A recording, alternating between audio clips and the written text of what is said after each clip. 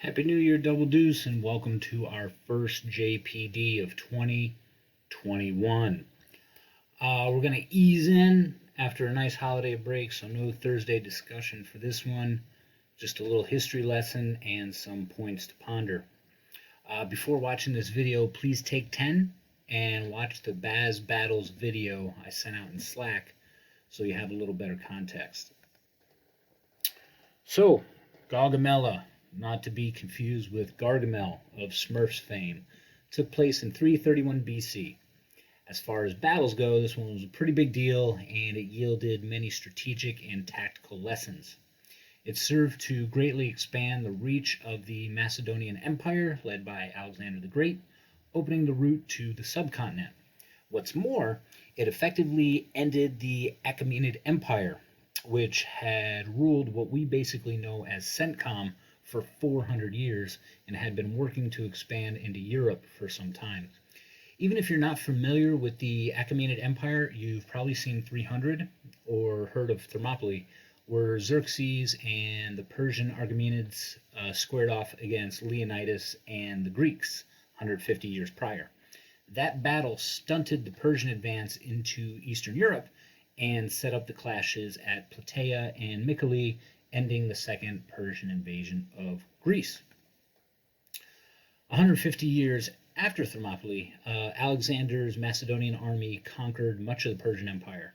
A year after Gaugamela, the last Achaemenid king, Darius, known as Darius amongst his bros, Darius III would be dead and Alexander would burn the Persian capital. There's a ton of context and many lessons from Gaugamela, but I wanted to pick out 4 in particular that we can relate to the Double Deuce today, especially beginning a new year. First, prior to crossing into Mesopotamia, Alexander took time to rest and recoup with his army in Egypt. Even during the march up to the Euphrates, he remained close to the Mediterranean coastline throughout Phoenicia, ensuring he was supported and restocked by his fleet. Even up to the eve of the battle, he ensured the army was rested and well supplied so that they would have the energy to fight when it counted the most. Sometimes we have to endure hardships. Sometimes support is not what we're used to, and sometimes it's game time, and we've got to get it done. When you're not in that game day mode, it's important to rest, recoup, reflect, celebrate our victories, and prepare for the next challenge. Alexander understood that morale counts, especially in the toughest times. It can make the difference between faltering or bearing down under stress. I hope we've been using the holidays to look back on the great work we've done, reflect on and appreciate what we have, and made ourselves that much stronger for the new year. Second, when Alexander crossed into the heart of the Persian Empire, conventional wisdom said he should follow the Euphrates River to Babylon. Darius knew this and used scorched earth along the river to starve and impede the Greeks. Alexander predicted this and instead continued east, crossing the Tigris before turning south. While the route was longer, he preserved his forces, sidestepped a Persian trap, and found favorable ground for the ensuing battle. As we've seen in 2020, life can throw us some curveballs, situations with no clear answer. It is in our nature to opt for what is easiest, but we need to apply some of that brain power to find the best solution. Instead of fighting change, we need to embrace conditions as they emerge and find ways to benefit the Double Deuce and our people. To do this, we have to trust our leaders, we have to trust each other, keep communicating and have conversations because no one person holds all the information. The best solutions are out there, and the key piece of data can lie with any one of us. All right, from our sponsor, fear does not exist in this dojo. A quick word, the best show on TV or the web is back on 1 January. Cobra Kai is on Netflix. Catch up if you haven't seen it. Strike first, strike hard, no mercy. All right, third, for this one, what had happened was Alexander showed up and the Persian contingent ceded a ridge overlooking their position. Basically, one of Darius's generals saw the Macedonian host and left their advanced position without engaging. You would think this is a small thing, and even smart on the part of the Persian general. But like we see with upstreaming, an ounce of prevention can be worth a pound of cure. In this case, an ounce of forethought led to a restful night's sleep and security in a very insecure situation for the Greeks and added tension for the Persians. Darius had selected the battlefield, a large plain that he had cleared of obstacles, which was ideal for an army as large as his. However, the night before the battle, Alexander's smaller force took the ridge above the plain. This meant that they had an easily defensible position and could spend the night free from threat, having a complete view of the enemy.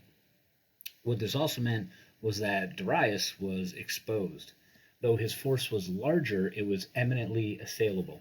His army spent the night in full battle array, anticipating an attack that did not come.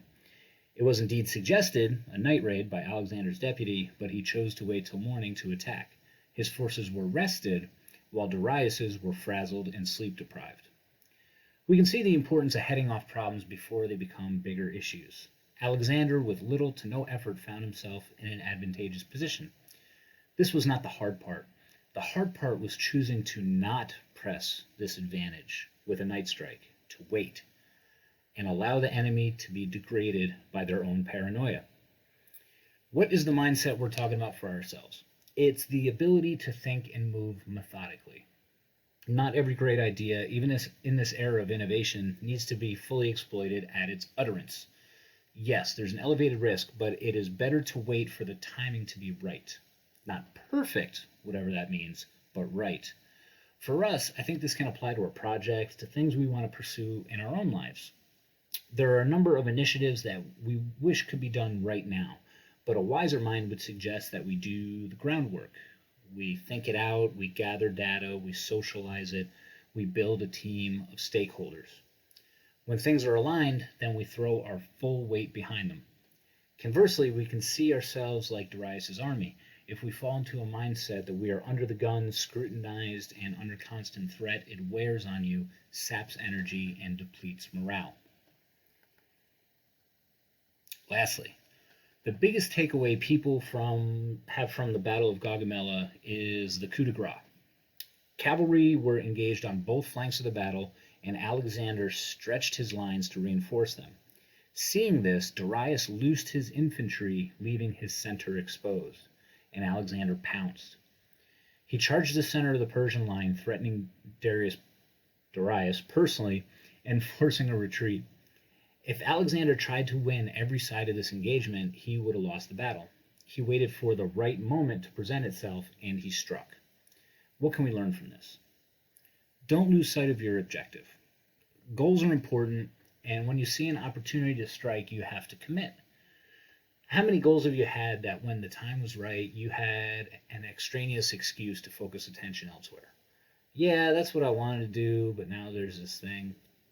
If you're focused, if you want to achieve, you need to know what opportunity looks like, and you need to be willing to go after it. I'll be real with you, it won't be on a silver platter, and it's never in the form you expect, which means it will cost something. When you set a goal, you need to know what you are willing to pay for it.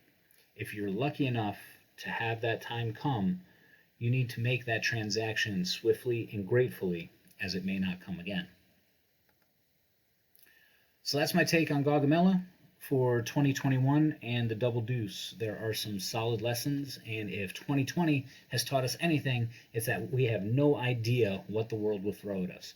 If we can lean on our support systems, be willing to pursue the right versus the easy course, exploit our position, and act decisively, we will be successful as people and as a squadron. I hope you enjoyed this chat. Please leave feedback, and I'm so excited to get after whatever the new year brings with you. Thanks for watching, and have a great night. See ya.